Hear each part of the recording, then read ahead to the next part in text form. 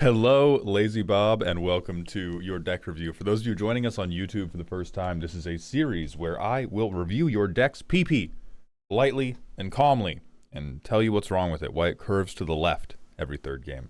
Your deck's PP is your premise and your practicum. Your premise is the idea behind your deck, what you hope it does, what you wrote in a primer like this one.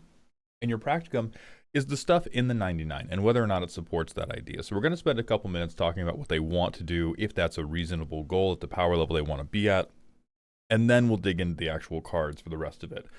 So you say, now I want to first call them out, this person's a liar. You meet Lazy Bob on the street, do not truck with them. So they said, welcome to the worst Simic deck ever. Deck's bracket 2 has the heart of a bracket 1 and really wants to play at the big boy table. The short version is, it's all about clues. That's good. That's like, Lazy Bob, I know you're a mono black player, you're not used to it. Clues are bad, they're not that bad. So I would say first and foremost, this is a bracket 2 idea. Wanting to clue max, 100% can be bracket 2. It can even be bracket 3 for the simple reason that they artifact count.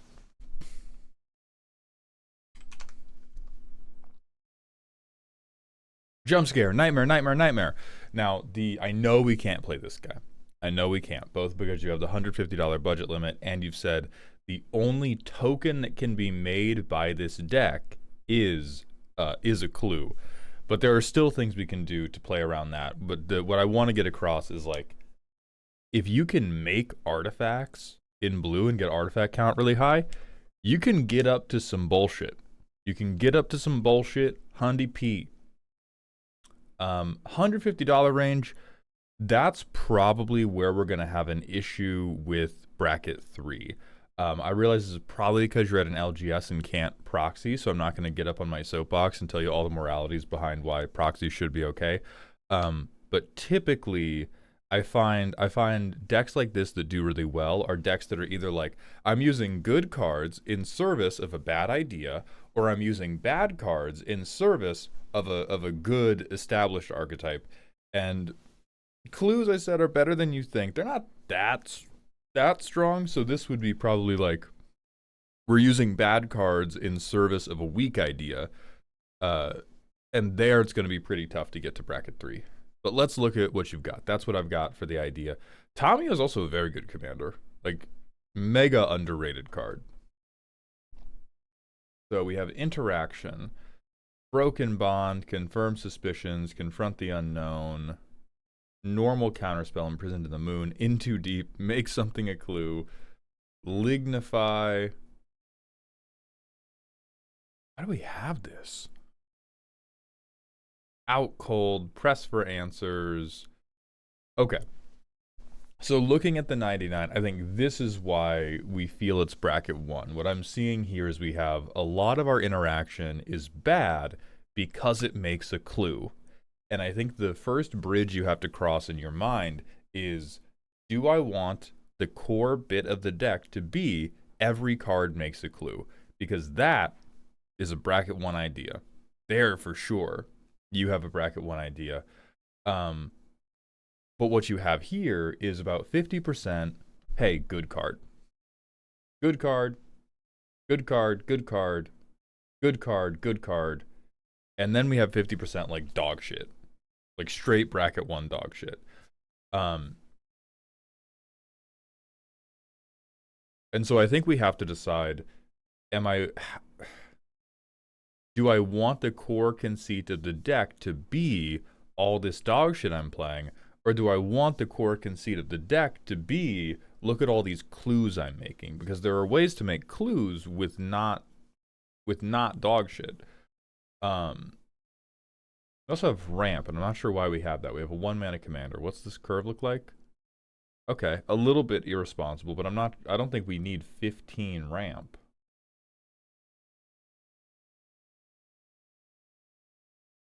Maybe we just don't have enough, like, clue support at these numbers. Statuary is great. I love statuary as a way to utilize all these clues.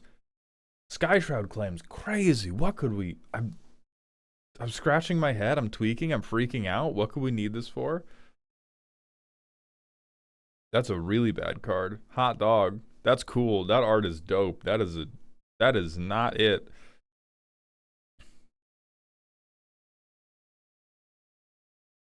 Okay, so then let's talk about how.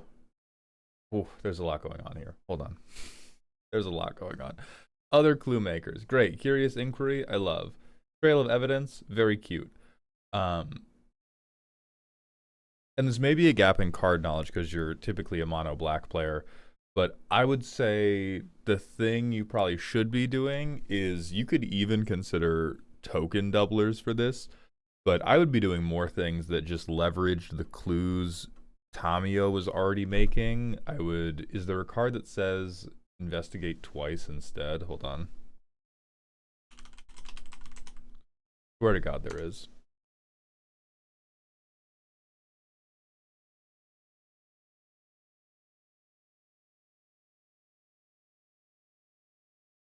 Well, we have like Wave Sifter. That's cute. That's a 20-cent card.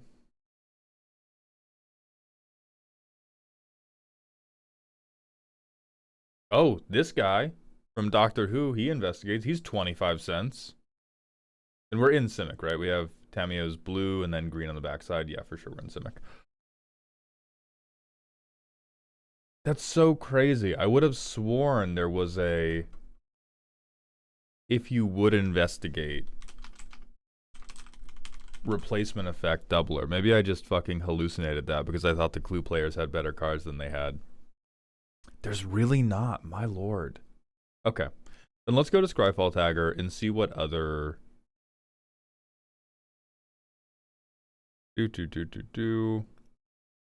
Let's look at repeatable non-creature tokens. Let's go Oracle Clue. Commander Simic. All right, so we can get a clue on landfall. It's 35 cents. Do we have this guy? We do. Okay. Sherlock Holmes wannabe. Very, very cute. We have Lonus. That's great. Piper Wright's very cute. There it is. Erdwall Illuminator. You already had it. Thank you. And we have Forensic Gadgeteer. So these 6 cards are probably your best synergy engines. And I think the thing between you and being definitely bracket 2 and punching up at bracket 3 is moving more of these things that are like, oh, this is a bad effect I don't really need but does make a clue, to things that are Sherlock Holmes wannabes or support the Sherlock Holmes wannabes or are solid interaction. So I would class those cards as Broken Bond can be like 1-for-1 swapped. I think you really overestimate how quickly you need to ramp. Broken Bond, Confirm Suspicions, Confront the Unknown.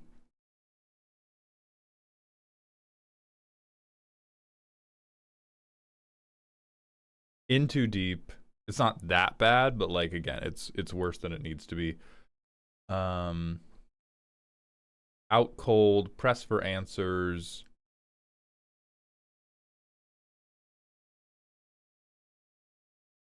Consider, Deduce, Opt, Ponder. Because Consider, Opt, Ponder, these are all card neutral. You don't really need to go card neutral. I think you're playing them because you're like, oh, but what about when I want to flip Tamiyo? You either use clues or just play like, you want bad budget cards? Let's talk bad budget cards. Either use Tamiyo or play spells that are going to trigger Tamiyo by themselves. We really don't want to be doing things where we're like, okay, I want to be able to flip Tamiyo. It's going to require me to cast Consider and crack a clue, or I have to use Consider to draw Opt and then crack a clue. Like, we want these clues around. We're doing stuff with them. We got Tangletrove Kelp. We've got Cyberdrive Awakener. We need these motherfuckers. And you have your turn 1 play every single game.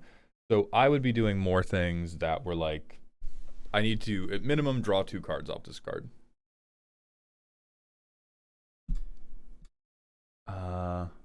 Land count on the low end, I think, makes sense. Clue doublers, for sure.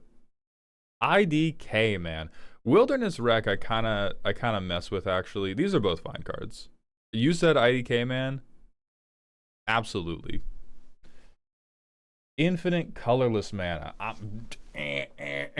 This is where I would say if you want to have, I talk about this a lot. If you want to have combos in the deck, get in that lane or get out of that lane. It is like, for me, playing combos is like being in the left lane on a highway in a southern state at 11 p.m. You either need to be ripping that shit full speed or you got to get out of there for your own safety.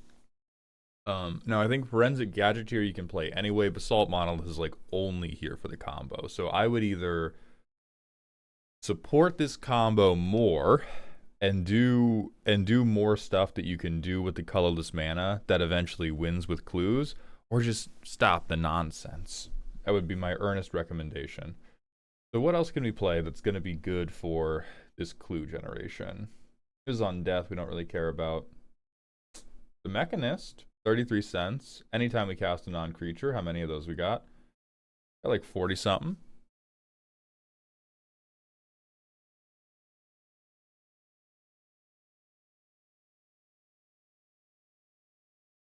Could we? This is a $7 card, so I might shit my pants. You could use him though. This is an arena card. Okay. This is only a 3/3. This is creature and non-creature. So then I think we're looking at how do we make more stuff? How do we get more out of the creatures we already have? Because our options are we could do something really cute like clones. Now I think our big problem with clones is that we have a lot of legendaries. A lot of our like important movers and shakers are legendaries. Now there's ways to break the legend rule. And let me run a quick playtest because I'm really it is growing in my brain like mold, the amount of ramp we have here, when I feel like this is a deck that would really like to just kind of land drop. Jesus God, we're gonna play a tap land turn 1. Alright, Tamiyo. So like we can flip Tamiyo. We don't really want to, I don't think. I think we want to just like make the clues. And then we have Statuary, we have Rex Sage, then we have this like really bad card advantage. Alright. So we're gonna Rex Sage something. Somebody got a Soul Ring. It's gone now. Next turn. Really bad interaction. So if we cycle that away, we hit another land. Alright. I play that as land for turn. We attack. We get a clue. Huzzah. Statuary. Make everybody freak out. Make everybody lose their fucking mind. Erd Heirloom's insane. I didn't even clock this when I was going through the deck. What is this for? We have a 0 power commander. Were we going to use it when we do the overrun turn? No. No. I'm cycling that. Nani the fuck, bro. Nani the fuck is happening? Ah! Okay. So I don't really think this ramp does a lot for us. Like this has to be on attack, so we can't, giving her double strike doesn't matter. We have to get like extra combats if that's gonna do anything. Let me look at what's a solid trigger doubler I can use as an O-tagger. So we go to Panharmonicon, go to Tagger, trigger doubler. Great. Commander Simic, what do we got?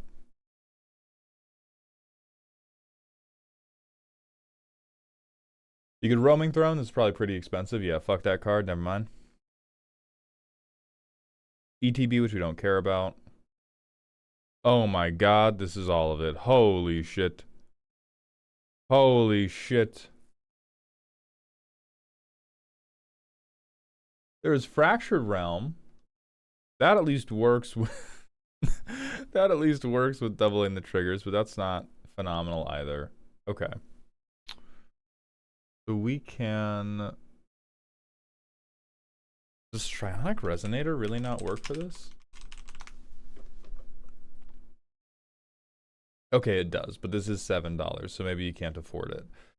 We could have Strionic Resonator. We could have Lithoform Engine is really expensive, but it would do it. Let's look at token doublers and see if we've left any of those behind. Creature token. Run doubling season, but it's probably wicked expensive. What about Primal Vigor? Wicked expensive. Wicked expensive. Okay.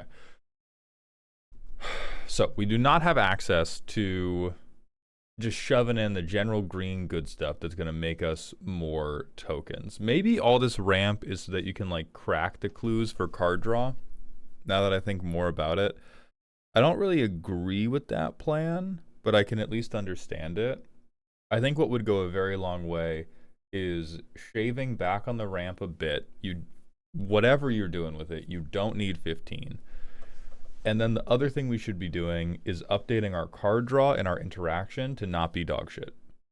You have already, and if you are having the like gut reaction of like, but I want it to be about clues, you have already broken the seal on playing stuff that is not clues. The cat is out of the bag, Pandora's box is opened. You can close Pandora's box by stripping all of the OK cards out of the deck and having everything make a clue or say clue or have an investigation pun on it. And then you will have a bracket 1 deck that you can use that maybe punches up into bracket 2. But if you have a bracket 2 deck you want to punch up into bracket 3, we got to start caring about average card quality. So the stuff you need, likely, we need ways to not get gunned down in the street early, and then we need ways to refill our hand and flip Tamiyo. Let's see, what would help with that? I think propaganda would be decent for that. I can also think of Lulu. Seems decent for that. Get a stun counter on guys. You are also probably going to have to transition to like a draw-go control game plan. Not totally draw-go, but like a little bit. Because you only really want to tap mana on your turn if you are establishing a new piece of clue support. So propaganda and Lulu can be defensive pieces. They will disincentivize people to attack you while you're just swinging with Tamiyo to make your clues. Proliferating could matter because it will help with the small number of people who can put counters on when clues happen. So Piper Wright, Tireless Tracker. There is also there's an old reliable Psych Rift, who I really don't want to recommend to you. Oh yeah, Teething Wormlet gets it too. Oh, Omen Hawker is tapping for clues. Okay, yeah. Works with Kappa Cannoneer too. Another guy I like half want to recommend that I'm not totally confident I want to recommend. Never mind, way too expensive. Fuck that guy. Fuck me.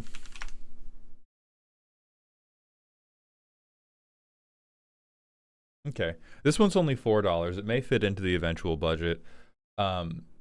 Stuff that just says, hey, draw a card, make me bigger, is also going to go a long way to this shields down feeling, because clues, as you well know, can be used to draw cards. And you have a commander who cares very much about drawing cards.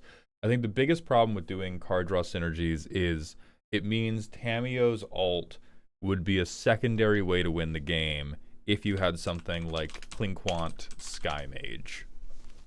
And I feel like that's going to make you crash out, because again, it has to be a clue. So maybe we don't do that.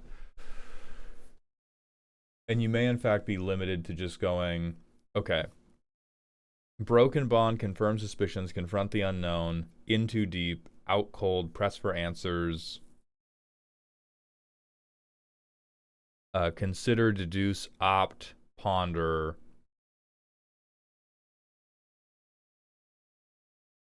Though, if those just all became better cards, I think you would immediately see a difference. The cards I would recommend instead of that is, rather than just going like, oh, let me draw anything, you either want to be drawing enough to flip Tamiyo when you want, or you could consider things that don't draw to prevent you from having to flip Tamiyo, and you could do like Sussy Baka fish.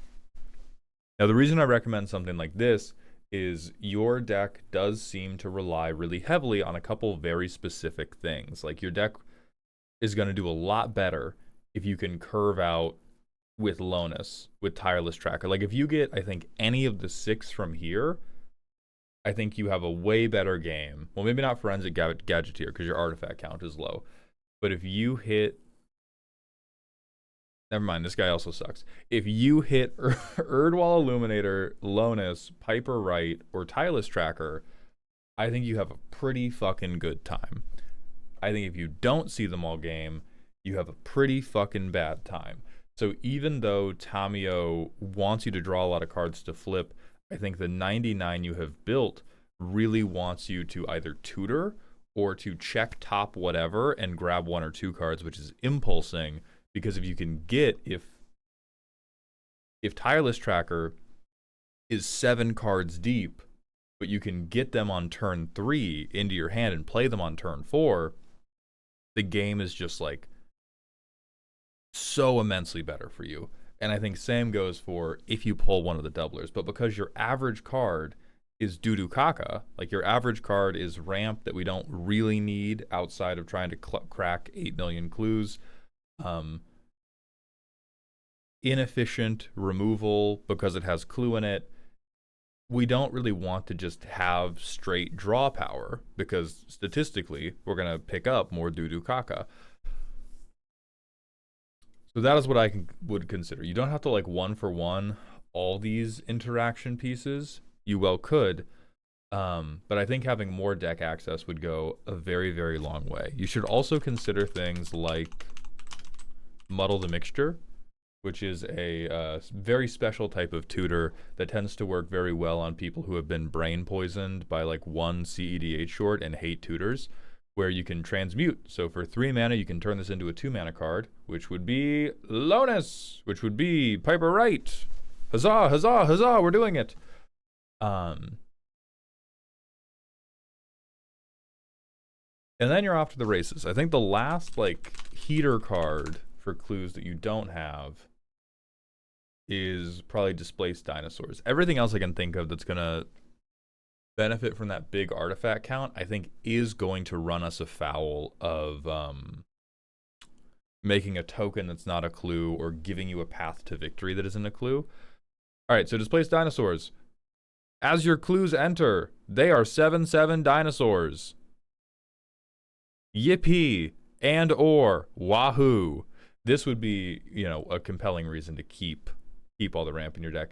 And it's only $3, so there has to be something we can cut here that would make it make sense. We have an $11 Birds of Paradise we definitely do not need. Kill that guy.